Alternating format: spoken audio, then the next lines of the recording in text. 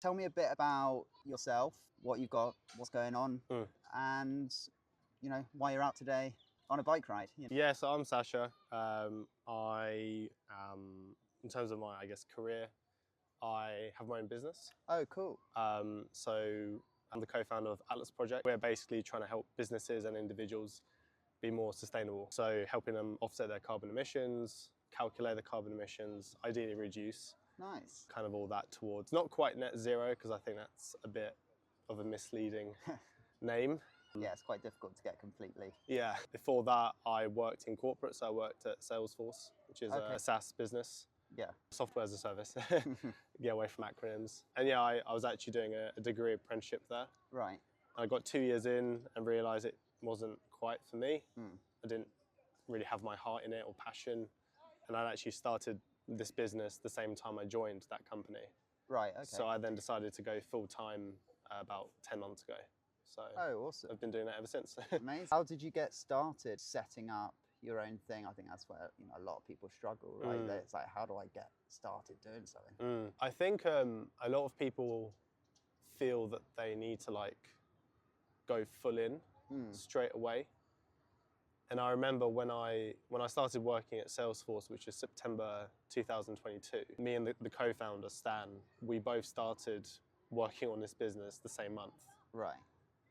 And at the time I thought I should probably be focusing on Salesforce, right? It's a huge opportunity. Yeah. It's a massive business with a lot of possible progression for my career.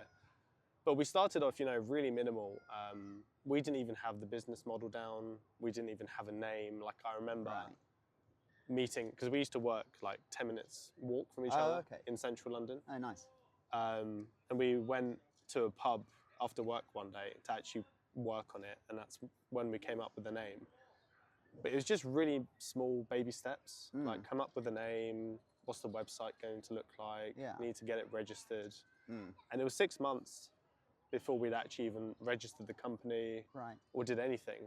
And this is whilst working in the evenings and on the weekends, because we both had full-time corporate jobs. Yeah. So, you can start small and then it will snowball. And I think with time you also understand whether it's actually going anywhere. So you don't need to quit your job, sell your house, all these things to start. Yeah. Just start somewhere and start small. That's amazing. So you're at this position now where you're earning your living, doing it. Not quite earning me a living, So I've got a part-time job now as well. Okay. To obviously sustain, That's cool. bills and all that. Yeah. I don't think many people hear that side of things, right?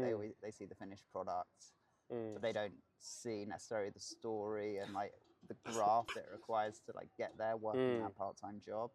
So it's really interesting. Good for you, to be honest. Not even many people have the balls to give someone a go. I think in an ideal situation it would be different. Yeah. But I've really started to, you hear so many, successful entrepreneurs, all the big dogs say that it's all about the process and the journey and not the end goal. And I think actually being in the midst of that, that's when you realize they're right. And you can, I listened to Alex Homozi. Yeah. And there's this quote that he said that I really like. I can't remember it word for word, but it's the most support that you need is in the beginning. Right. It's when you, and that's when most people have nothing. And it's going to be one single clap in a big room for a very long time. And then when and if you do succeed, that's when everyone starts going, oh, he's amazing and he's brilliant and look at this business. And it's that's when we least need it. I just struggled for 5 years on my own, trying to get to this point. And now I'm here and everyone's like, oh, you're amazing. It's where was this 5 years ago? How do you find it work-wise, life balance? I mean, it must be all-consuming, right? Yeah, I'm a really firm believer that you will prioritize what's most important to you. And I've always been quite vocal about, if you say you don't have time to do something, I think in reality you probably do, but you're prioritizing something else. Good, yeah. And to that extent, in terms of health and fitness, yeah. I started going to the gym when I was 16. About the same as me. I was around 15. I've realized that I'm not a very consistent person.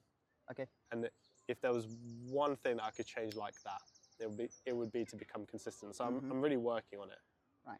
So over the years, I've kind of it's just been off and on.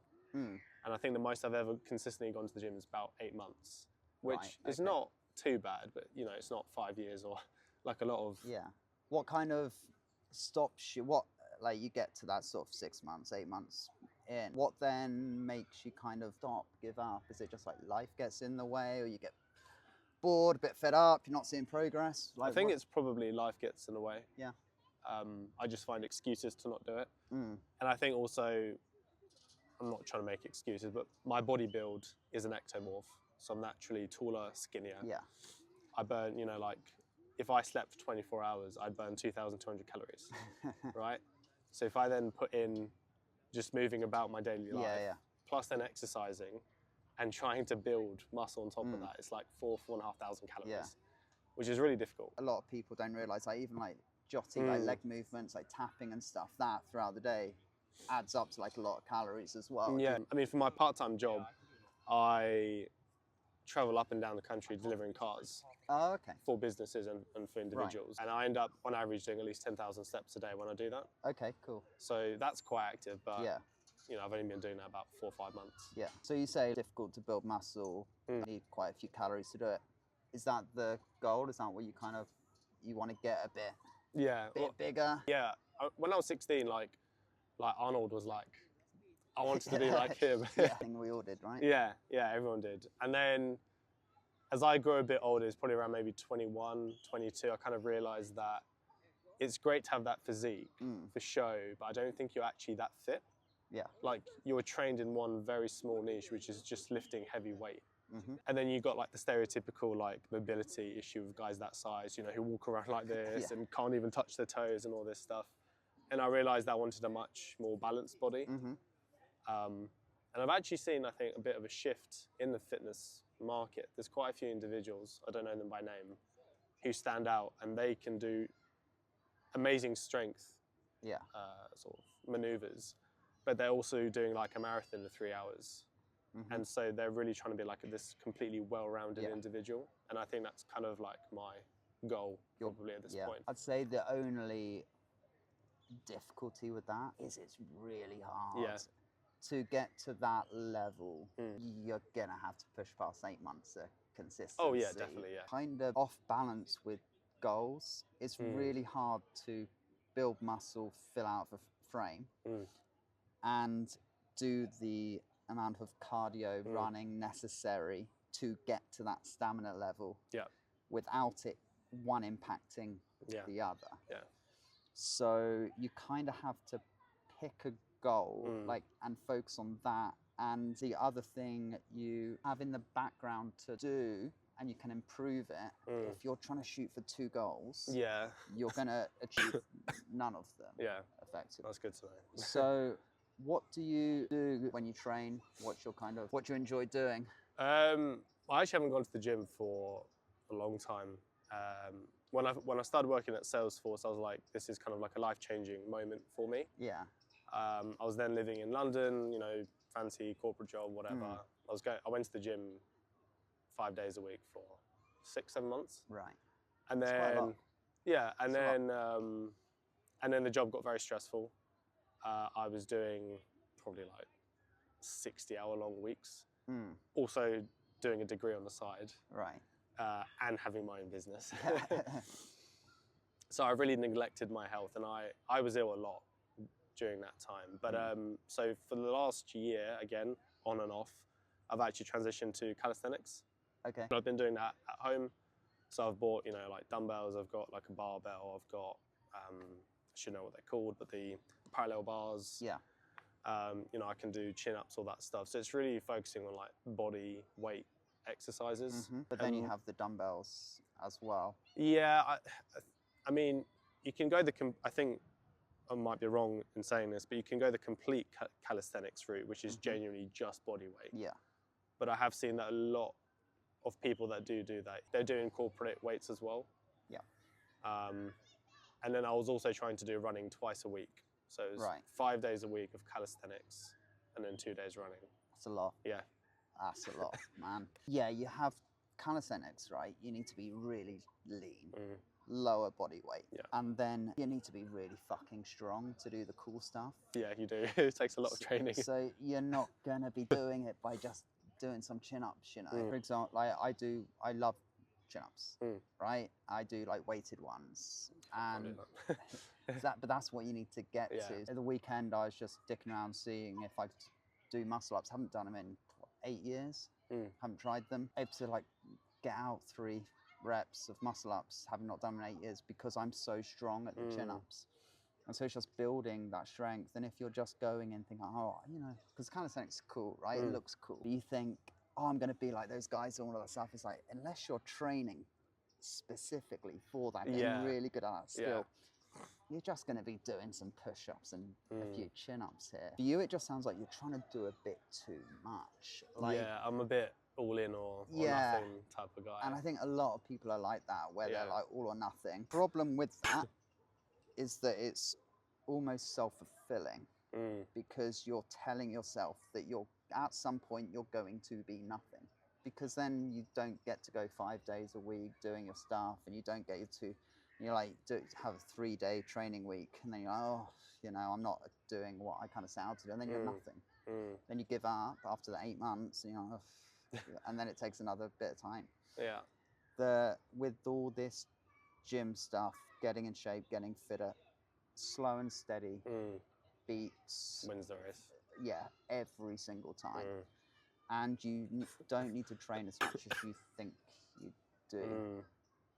I've only ever trained 3 days a week. Really? Now, like, I'm very different. I can maintain off 1 a week.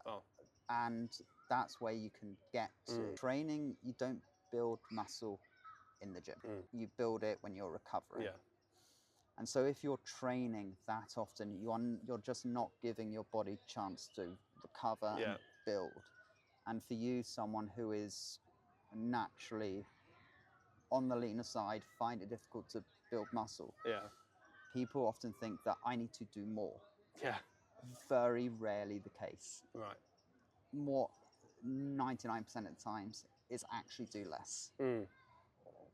If you did less, you would make more progress because you'd be recovering better, and you'd be able to make consistent strength improvements. Because all you want to do is go into the gym or the calisthenics stuff. You can do 5 chin-ups, whatever. The next week, you're trying to get 6. You get to 8, you get some weight on the dipping belt, you add 5 kilos, 10 kilos, and you're just pushing up and up and up. And then if you concentrate on getting stronger from gym-based movements, calisthenics will become easier. And calisthenics are good. Like, they're what's called a closed chain exercise, which means your body's basically pushing against the ground as opposed to the bar or something moving with you. And chin-ups, for example, fucking brilliant. They engage way more muscles, core strength, everything, than like sitting on a lat pull down. For you, it's, I would say, just picking your goal. And that doesn't mean you can't get fitter, but I think it's, you know, when you look at, say, like big guys, and it's like, oh, you know, I don't want to end up then like them. You're probably not going to anyway. Do you need to be marathon training and get to the fitness level you want to be? No. Do you need to be training like a bodybuilder in the gym 6 days a week? No. But maybe you need to focus on like diet a bit more. I don't know what that's like for you. That's an issue as well. I think, working on my own business, it does take a lot of your time. I remember when I first started full time into it, you know, I was kind of counting my hours. I wasn't doing 9 to 5, I was doing more than that, but I was still doing maybe 8 till 6. I was like, you know, I think it's a day. And then as I got more into it, I realized it is different to working for someone else. Like, at the end of the day, the success of the business depends on the amount of time and effort I put into it.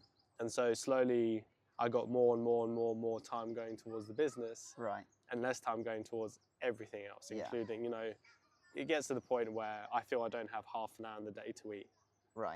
So diet at the moment is quite poor, but I have realized that even in the past 2 weeks, and just gone and done a lot more shopping and actually given myself time to eat even 3 times a day. But there's still, I think, a fixation on calories for me at the moment, and not actually getting all the nutrients that I need. So eating enough veg, enough fruit, maybe taking, you know, some supplements, Yeah. stuff like that. And I know that diet, you know, without diet, you can't have the physique. No. The diet is as important, if not more important. I'm very diet heavy with things, because you're right, you can't make progress, achieve your goal without really looking at diet. You're not wasting your efforts. Yeah, you're going to get a bit fitter, a little bit stronger, but you're not going to make the progress you want. And giving you that, like, as you said, time.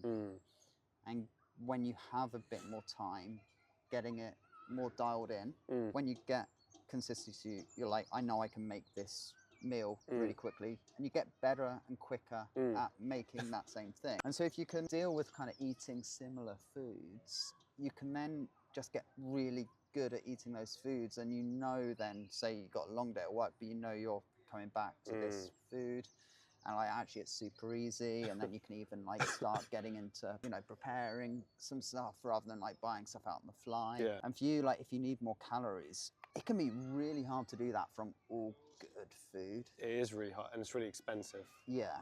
So especially when, like, you know, you're pushing up 3,000 above every day, having to eat, it's really uncomfortable. So it's like, do you tolerate fruit better than you do veg? Like some people just find it's easier to get nutrients and vitamins from fruit as opposed to doing it all from veg. And so it's just finding those little things for you that make it easy to get in enough food. And then whether it's just like, okay, I need to make kind of a shake here, like looking at the protein, is you don't need to go bodybuilder crazy. Like around that 140 grams, 160 grams a day, it's going to do everything you need to do. You don't need to be pushing up like that gram per pound of stuff. That's kind of like, you don't need it. 140 to 160 grams. And using, say, like an app to MyFitnessPal, whatever, just to check you are getting enough protein, what the calories are. So you're like, this is what my food is. I know this is the calories. Oh, actually protein's down. Okay, that's maybe why I'm not making the progress in the gym and everything I'm growing that I want. Just almost check yourself on it. And then you might be like, okay, I need to make a protein shake here where I'm just blending some protein with a banana and whatever milk, you know, you tolerate, and just chuck some stuff in there for a bit of a calorie bomb that you could end the day on. Because it gets really tough sometimes to like be forcing food down to grow. And it's a horrible like feeling to have, where I'm only eating essentially for the calories or whatever it is, rather than an actual desire for food. Yeah, I agree. People always think like, oh, it must be really great.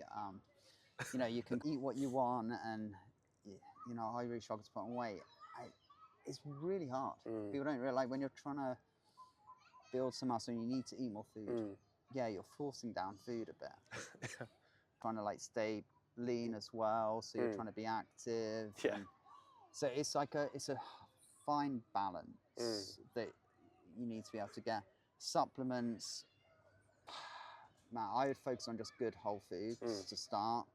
You go down the supplement route and you're pulled it here, there, and everywhere direction. People trying to sell something. Anything and everything under the sun. Yeah, exactly. So, you know, focusing on supplements the wrong way around.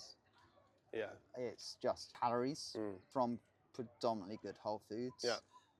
Double check, like if you're eating you're trying to make good whole foods, you're going to be hitting your fiber, but you should be focusing on that. Not worrying about carbs and fats, just paying attention really to how you're feeling when you're trained. Like, are you, you know, today after you're like you blowing out after a bike ride, you're like, I'm knackered here. It's like, yeah, probably maybe needed either more calories, likely more calories, or some carbs, right, to fuel that.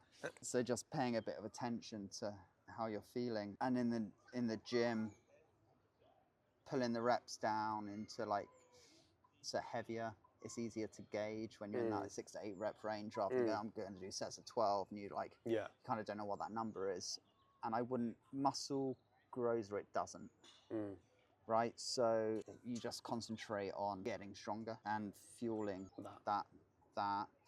And like you are today, like getting out on a bike ride, man, like that will do so much. And like getting outside, getting steps in. I know, like, because cardio, everyone thinks, oh, it like can get in the way of building muscle. It's good for you because it improves your recovery. It helps your recovery. Okay. In limited dosages. It's really easy, little doggy. It's really easy to overdo. Yeah. So you just need to find that balance. I promise you, less is more. Okay. Less is more. You're 5 days a week. You're going to get to 8 months in again. You're going to be here being like, I've made no progress. Yeah. Whereas if you just take a step back and then you're able to concentrate on work, it's not overwhelming. You're not thinking, I need to get to the gym every day. And even if you got to the gym twice a week, if you worked out twice a week, it's better than nothing.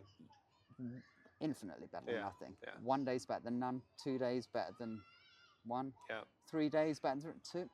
This is where you say like 4 days, 5 days. I don't know actually. Yeah. It's like a crossover. It's just, I guess, trusting the process. But you might, you know, it's in some ways it's, you know, kind of doing your own business, right? Yeah. I'm putting so much time into it, and yes, it's getting somewhere, but it's slow. Exactly. And you've got to give it the time. You've got to trust that it will eventually develop and you'll hit your goal. Exactly. So yeah, you trust the process and you start exactly like with your business, falling in love with that process. If you're also goal orientated or like, I want to look a certain way, it's all you think about, it's going to take fucking forever. Yeah. Whereas if you just forget about it, if you just know you're doing the thing and you just do it, you don't think about it, you just do it, you're like, you wake up one day, you're like, oh, holy shit. I don't even, like, and then you can put your mental effort into work, into building your business, which is where your mental effort shouldn't be going into like, oh, do I need to have this supplement, or like, oh, am I getting enough of this? No, it should be like, okay, these are the basics. This is going to work if I just do this thing and I can forget about it. I don't have to make food decisions like 5 times a day, be worrying about what I'm eating. And then everything's just going to fly from a health perspective, like productivity at work, going to feel better. And it's just going to positive self-talk into yourself. Like you're doing the gym, going in, achieving it. I feel good, and I'm going to put that feeling good back into my work. Yeah, healthy cycle. Healthy cycle. Yeah, exactly. So I've taken up enough of your time. No, caught you on your bike ride. What have you got planned for the rest of the day? Well, I'm actually going to do a bike ride with my friends now. Yeah. In Richmond Park. And then after that, we're going to watch a rugby game at a pub. And then after that, we're going for a Sunday roast. Nice. So, yeah. So, yeah. Bit unhealthy. Unhealthy. You've got to, I think, enjoying yourself. Yeah. And being social with your friends is a very healthy thing to do. Yeah. And I think people can forget that when it comes to being super healthy, right? And then that you shut out all of that social. That's an unhealthy thing to do. Well, we're social beings, like we need it. Exactly. So. And you know, everyone bangs on about blue zone diets. And I haven't heard of that. So blue zones effectively just like where people live longer, like what countries. So like Mediterranean, like in Italy, they're eating together, you know. Big social gatherings, exactly. And all that. And that's so much of it as well. So getting to the pub, having a few pints, having a Sunday roast. Yeah, today's probably not going to be a cutting day. Like your bike ride, will it offset it? Maybe. But, well, who cares? Kind of thing. Yeah. Like tomorrow, you're back on it. Yeah. You're like, doesn't matter. I'll just get back into it because I know I'm going to be doing the thing tomorrow. And I accept that today's maybe not going to be hitting that. Yeah. But if you tried to, you just wouldn't have as fun time. You'd be sat there being like, oh, can I eat this? I think it's awesome that you're building Atlas. I think it's incredible. Thank you. Where can people who are watching find you, find more about the company and help support you? Yeah, absolutely. So we're on all the socials. So Instagram, X, or Twitter. Yeah. Facebook, LinkedIn, even TikTok. It's just Atlas Project UK. Okay. One word. And then our website, atlas-project.co.uk. Okay. So yeah, you can check out, you know, what we're doing there. We've got a big billboard campaign actually coming up in London in a couple of months. Yeah. Wow. Yeah, I don't know if you know an individual called Simon Squibb. Is he the guy that goes around like? Yeah, he goes around, does the interviews, right? Yeah. He I think like his like thing to say is like, "What's your dream?" Mm. So he'll sort of just walk up to people in the street and ask Yeah. them, "What's your dream?" I don't want to disclose how much, but we won a decent chunk of money to go towards a billboard campaign, Right. kind of given by him and his team. Amazing. So we're really trying to, you know, grab the opportunity by the horns. But everything above ground, so like all the major train stations, all the bus stops, all that stuff. That's really fucking cool, man. Yeah. That's so fucking cool. Yeah, it's going to be us, and we've partnered with a great marketing agency to help us bring all of it to life. I'm currently in talks to get some mascots designed as well, which I'm hoping we can pull off in time. We've only got like 8 weeks. So yeah, really excited for that, and hoping to bring, you know, the positivity of what we're doing to the masses. That's amazing. Oh, good for you. Thank you. And yeah, I look forward to seeing business grow and keep in touch with your training. Yeah. And yeah, see you fly, man. Yeah, take your advice, and less is more. So yeah, 100%. Yeah.